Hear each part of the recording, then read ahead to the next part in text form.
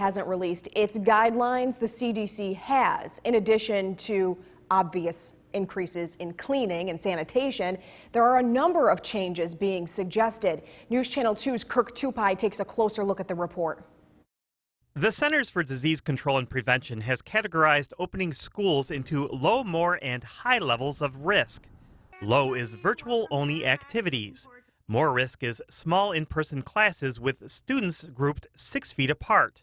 And high risk for full-sized in-person classes with no spacing. Students are encouraged to bring their own lunch, use disposable utensils and dishes, and remain in the classroom while they eat. Dining halls and playgrounds should remain closed if possible. Otherwise, the areas should be cleaned and disinfected after each use.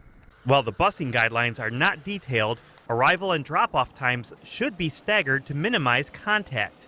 Field trips, assemblies, performances, and even parent-teacher meetings are encouraged to be virtual activities. There are a number of staffing issues that present challenges as well.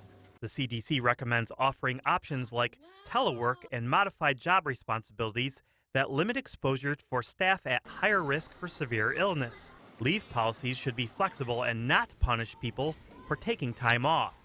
All staff should be trained on safety protocols, and there should be a backup roster of trained staff.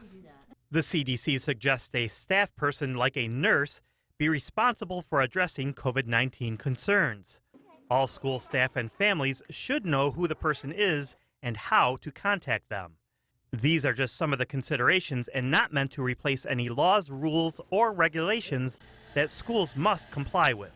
I did speak with Utica School District Superintendent Bruce Caron by phone briefly today. He says he hadn't had a chance to review the CDC guidelines yet, but from our discussion, he says most of these are going to require staffing and money that the school district just doesn't have. In Utica, I'm Kirk Tupai reporting for News Channel 2.